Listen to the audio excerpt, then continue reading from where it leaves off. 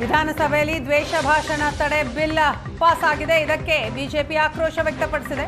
ಚರ್ಚೆ ಮಾಡದೇ ಮಸೂದೆ ಅಂಗೀಕಾರ ಮಾಡಲಾಗಿದೆ. ಇದು ದ್ವೇಷ ಭಾಷಣ ವಿರೋಧಿ ಬಿಲ್ ಅಲ್ಲ, ವಿಪಕ್ಷಗಳ ವಿರೋಧಿ ಬಿಲ್ ಇದು. ಸ್ಪೀಕರ್ ನಡವಳಿಕೆ ಸರಿ ಇಲ್ಲ ಅಂತ ವಿಪಕ್ಷ ನಾಯಕ ಆರ್ ಅಶೋಕ್ ಕಿಡಿಕಾರದರು. ವಿಪಕ್ಷಗಳನ್ನ ಮಟ್ಟ ಹಾಕೋದಿಕ್ಕೆ ಈ ಯತ್ನ ಅಂತ ವಿಜೇಂದ್ರ ಅವರ ಆಕ್ರೋಶ ವ್ಯಕ್ತಪಡಿಸಿದರು.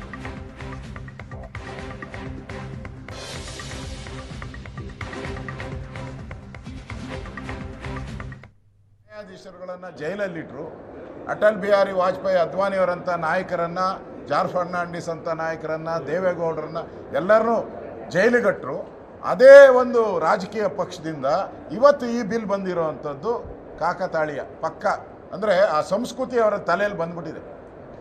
ಎಮರ್ಜೆನ್ಸಿ ಏನು ಕಾನೂನು ಮಾಡಿದ್ರು ಅದೇ ರೀತಿ ಕಾನೂನನ್ನು ತಂದಿದ್ದಾರೆ. ಇದರಿಂದ ಪತ್ರಿಕಾ ರಂಗ ಇರ್ಬೋದು, ರಾಜಕೀಯ ವಿಶ್ಲೇಷಕರಿರ್ಬೋದು, ಎಲ್ಲರಿಗೂ ಕೂಡ ಮುಂದಿನ ದಿನಗಳಲ್ಲಿ ದೊಡ್ಡ ಅನಾಹುತ. ಜೈಲು ಇಲ್ಲ ಬೇಲು, ಇವೆರಡೇ. ಸೀದಾ ಜೈಲಿಗಡ್ತಾರೆ, ಬೇಲು ಸಿಕ್ಕಲ್ಲ. ಆ ಪರಿಸ್ಥಿತಿ ಇವತ್ತು ರಾಜ್ಯದಲ್ಲಿ ತಂದಿದೆ.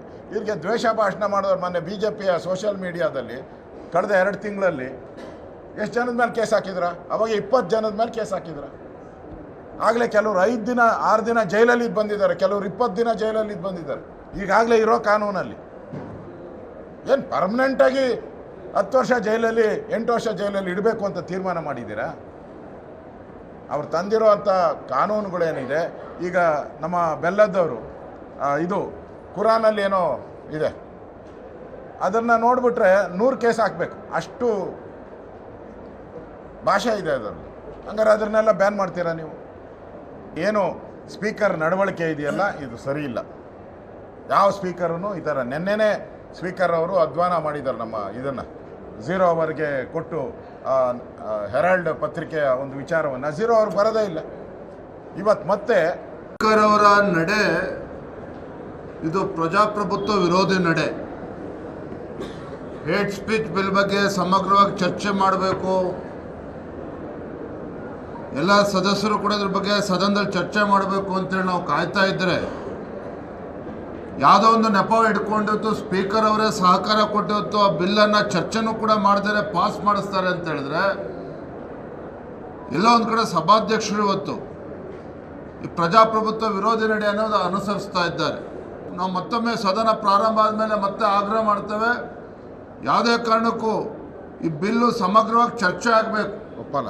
ಮಾನ್ಯ ಅಶೋಕ್ ಅವರು ಹೇಳಿದರು, ಇವತ್ತು 1975ರ ತುರ್ತು ಪರಿಸ್ಥಿತಿಯನ್ನು ನೆನಪು ಮಾಡುವಂಥ ಕೆಲಸವನ್ನು ಇವತ್ತು ಕಾಂಗ್ರೆಸ್ ಪಕ್ಷ ಸರ್ಕಾರ ಮಾಡೋದಕ್ಕೆ ಹೊರಟಿದೆ.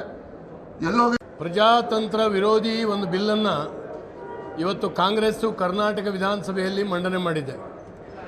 ಇದರ ಹಿಡನ್ ಅಜೆಂಡಾ ಏನು ಅಂತ ಹೇಳಿದ್ರೆ, RSS, BJP ಮತ್ತು ಮೀಡಿಯಾ ಸಂವಿಧಾನದಲ್ಲಿದ್ದಂಥ ವಾಕ್ ಸ್ವಾತಂತ್ರ್ಯವನ್ನು ಕಸಿಯುವಂಥ ಈ ಬಿಲ್ಲನ್ನು ಇವತ್ತು ಡಿಬೇಟ್ ಇಲ್ಲದೇ, ಚರ್ಚೆ ಇಲ್ಲದೇ ಅಂಗೀಕಾರ ಮಾಡುವಂಥ ದುಸ್ಸಾಹಸವನ್ನು ಇವತ್ತು ಮಾಡಿದೆ. ಕರಾವಳಿ ಜನಕ್ಕೆ ಅಪಮಾನ ಮಾಡುವಂಥ ಒಂದು ಕೆಲಸವನ್ನು ನಮ್ಮ ಕ್ಯಾಬಿನೆಟ್ ಸಚಿವರೊಬ್ಬರು ಮಾಡಿದ್ದಾರೆ.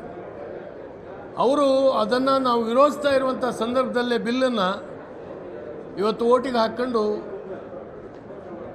ಬಿಲ್ಲನ್ನು ಪಾಸ್ ಮಾಡ್ಕೊಂಡಿದ್ದಾರೆ. ನನಗೆ